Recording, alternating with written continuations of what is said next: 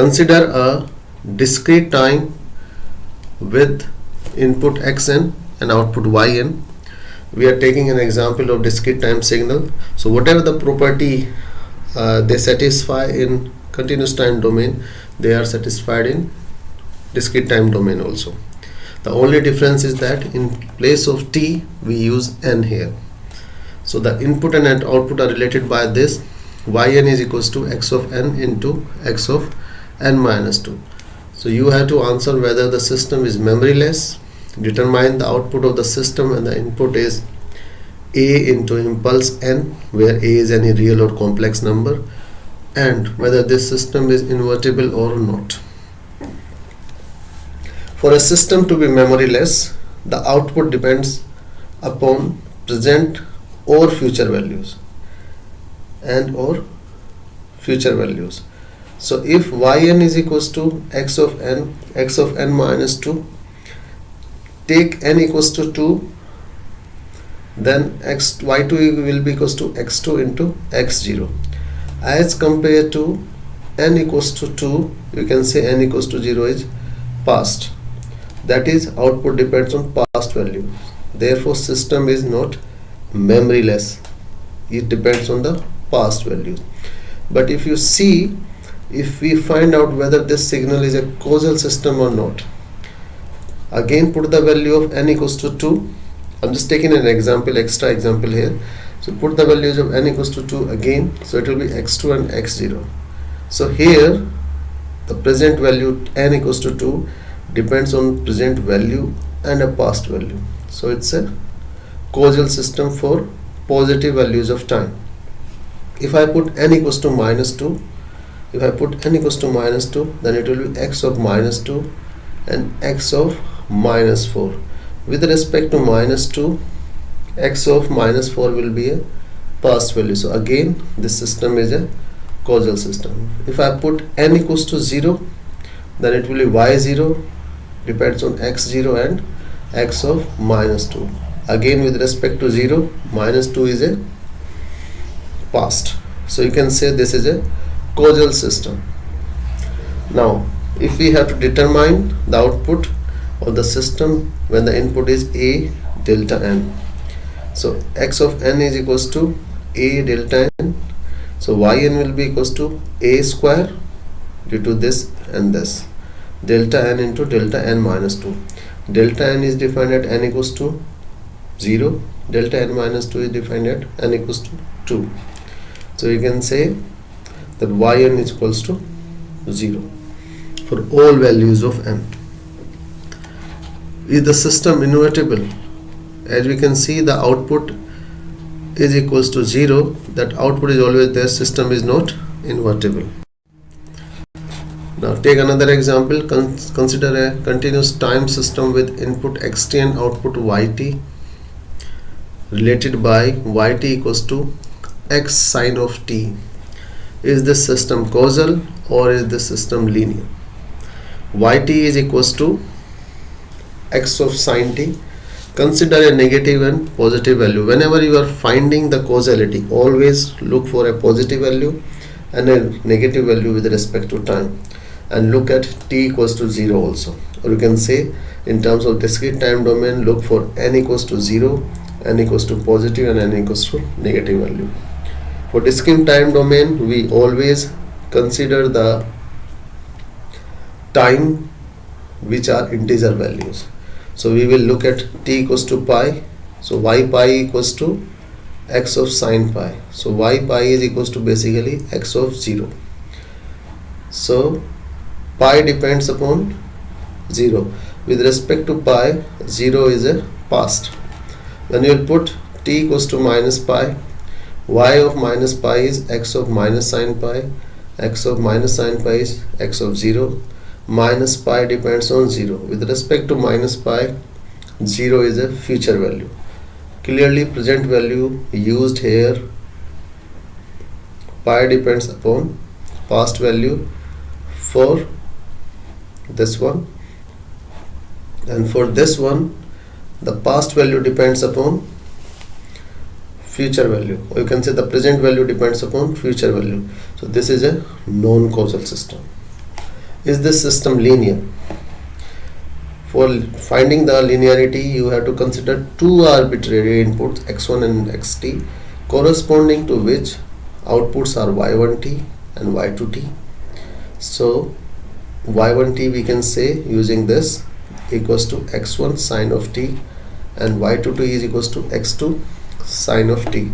If we consider another input which is a linear combination of these two, then x3t will be equals to x1t plus b x of 2t. Then y3t, if we have to find the value of y3t, it will be equals to x3 sine t. Using this, if we put the value, then it will be a x1 sine t plus b x2 sine t. You can say it is equals to a1t plus b of y2t. So this is a linear system. Determine whether the corresponding system is linear, time invariant, or both for yt equals to t square xt. It's another example of continuous time domain. So for linearity, we will always consider two arbitrary inputs, x1 and x2 inputs, and corresponding to which we have two outputs, y1 and y2t, and we will consider another input x3t, which is a linear combination of these two inputs. Now if x3t is a linear combination of these two inputs, the output must also be a linear combination of these two inputs. Then the system is linear, otherwise it is non-linear. So x3t is y3t. y3t is equals to t square x3t. So put the values of x3t from here. It will be t square a x1t plus b x2t equals to a t square x1t plus b t square x3t. From 1 and 2 we can say y3t and equals to a x1t plus b x2t, or you can say this system is linear. Now time invariance, yt equals to t square xt. To find the time invariance, what we have to do is we have to again consider two arbitrary inputs, x1 and x2t, but here x2t is a shifted version of x1t minus shifted version of x1. So it can be a positive or negative shift, so you can use any one of them. So x2t equals to x1 t minus t naught. T naught is the shift which we are bringing.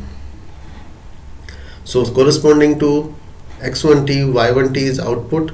So y1t is equals to t square x1t, and corresponding to x2t, y2t is output.